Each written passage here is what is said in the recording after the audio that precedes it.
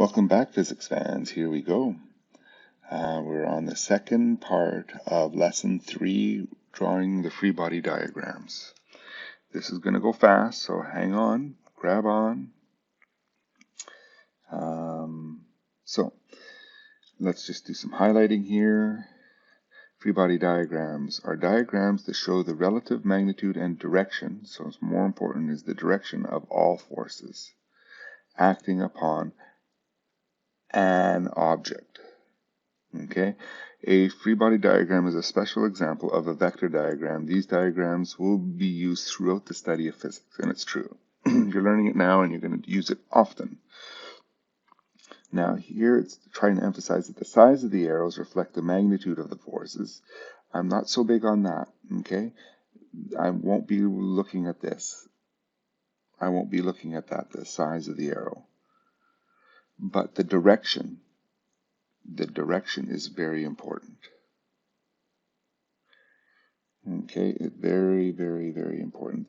The arrow reveals the direction in which the force acts, and each arrow in the diagram has to be labeled as what type of force it is. It is customary in a free body diagram to represent the object as a small box or a circle and draw the force arrows from the center of that box or center of that circle outwards, acting on it. So we don't really draw a push, we draw them all as kind of pulls. And so one example is to the right here. That's a free body diagram. F norm, F friction, F applied, F of gravity. So here's my red box down below. Free body diagrams, often abbreviated as FBD. So here's my rules. Only draw them as pull arrows, even if it is a push. So if here's the box and you're pushing it this way, you don't draw it that, you draw that, and you call it F push. Okay, label all forces in approximate directions. Okay, now the only ones that don't have to start with F, as in a force, is you could just say T for tension and N for normal. But this is a Mr. Curl. A lot of people will still want F, T for tension, write out the word, and F normal for normal. But I allow you to just abbreviate it as N and T in mine. And force of gravity, force of friction, force of larger gravity like the Earth, or from one gravity, force push, the force of the rocket thrust, or the air friction, or stuff like that. These are the nevers. You learn a lot by knowing the nevers. You never put any numbers in it. Okay, you don't go force of tension equals 100. You don't do that in a free body diagram. You'll never label an angle. So if the force is up at up there, you don't do this, theta and an angle. You don't label it. You don't even put theta in there. Okay, you don't draw other surfaces. It's on the floor. Don't draw the floor. No. Okay, ropes and stuff like that. You don't draw the ropes. If it's going rope over a pulley and stuff like that, don't draw the rope. You will just draw as a tension up. You won't draw the rope. You don't say that it's accelerating. It's accelerating that way. No. You don't put the acceleration in the velocity. And you never do what it's doing to, it's pushing down on the ground. So you don't put this is the push down. You don't do that. You don't say what it's doing to other objects. So the nevers are very important. And if I had a highlighter big enough, I'd highlight this whole big box. Well, let's color it all in. It's important. Okay, so now let's practice. Thus, to construct a free body diagram is extremely important to know the types of forces. In a given description of a physical situation, begin by using your understanding of the forces and identify which ones are present. Then determine the direction in which the forces are acting, and finally draw the box, arrows, and label each force and its type. Apply the method apply this method and draw these for these examples. Okay, let's get drawing some arrows here. I'll do black arrows. Okay, a book is at rest on a tabletop. Diagram the forces acting on the book. So it's on the earth, so there's a force of gravity pulling down. But it's not accelerating down. Why not? Because it's sitting on the table, and the table is pushing up. So as it pushes up, that's called the normal force. A surface pushes with what's called a normal force, meaning perpendicular to the surface. It's normal. A girl is holding onto the rope from the ceiling. She is not climbing up or down, but is at rest. So she's hanging on the rope. As she's about to climb up further or not, she's just hanging onto it and holding onto it with her hands and stuff like that. So, gravity pulling down on her, and there's a rope pulling up, and that'll be the tension force. And I guess I could have just done N here as well, one of those two here. An egg is free falling from the nest, neglect air resistance. So as the egg is falling down, gravity is pulling down. There's no air resistance, so that's it. There's no birdie hanging onto it and stuff like that. That's it. It's just free. Now it's falling below here, but do not neglect air resistance. So you have to include it. So force of gravity is pulling down, and there's a force of friction. You could have called it force of air friction if you wanted. You could have labeled it many different ways. Force of friction up. Number 5. A rightward force is applied to a book in order to move it across the desk with a rightward acceleration. Consider the frictional force. So you have to include frictional forces, neglect air resistance. So it's on the earth, force of gravity down.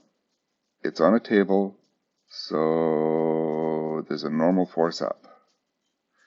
And there's a force to the right, so we could call it F applied.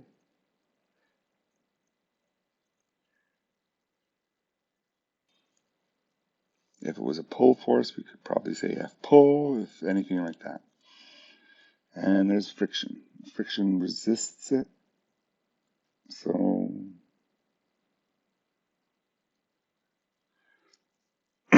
pardon me, that'd be good. A rightward force is applied to a book in order to move it across the desk at a constant velocity. So the other one was accelerating. This one's at a constant velocity. Well, still there is force of gravity down. There's a normal force up. And a rightward force, F applied again. And there's a frictional force. It says consider friction. But now it's at a constant force. So basically, if we were worried about length, then this would have to be the same as that length. Where this one was accelerating, that would have to be bigger than that. But we're not so worried about the length in here. We're just trying to get them. I'm going to get rid of the highlighting because that would ruin it. Okay. Outside of the free body diagram, you could say the acceleration is this way and the velocity is this way. And outside the free body diagram, you could say acceleration is equal to 0, but velocity is this way. A car is stopped at a light. So it's sitting, force of gravity down, the road is pushing up. It's called the normal force. That's it. It's stopped at the light. Yeah, there's brakes there, but it's not applying any friction force to stop it. A skydiver is descending with a constant velocity. Hey, there's no skydiver box. There's my skydiver. And it's a constant velocity. So there's a force of gravity down. And there's a normal force up. No, there's no surface. But he's at a constant velocity, so there's the drag force. You could call it force of drag. You could call it force of air friction. You could have said all kinds of these things, and they have to balance. A car is parked on a slope. So there's your car, and it's parked, okay? Okay, there's your car, but it's parked. So there's something stopping it from sliding down the road. That's the frictional force, and frictional forces are always along the surface. There's a normal force. The normal force has to be perpendicular to the surface. Always is perpendicular. Surfaces push perpendicularly. And then there's a force of gravity. So our free body diagram looks like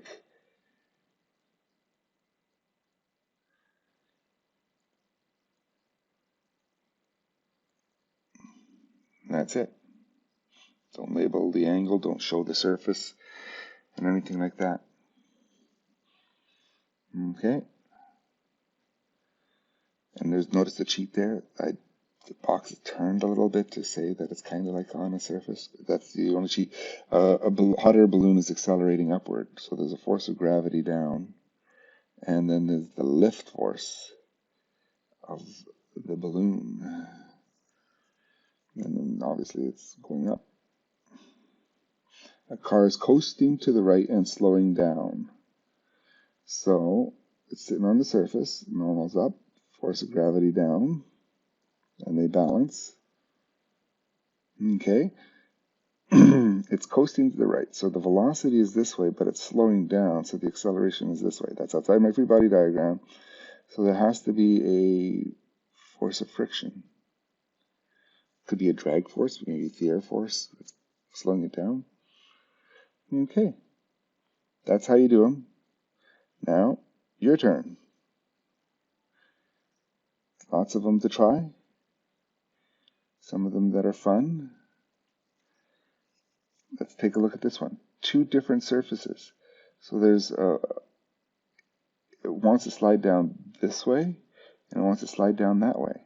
But what's stopping it is forces the opposite. So there's a normal force pushing this way from the one surface. There's a normal force pushing this way, and then there's a force of gravity pulling this way. Whew, I just helped you with one. These are ropes. So I would say tension this way, tension this way, and a force of gravity this way. Here, I would go tension this way, force of gravity this way. There you go, kind of helping you. Get them all done. I'll put the solutions up online. Enjoy.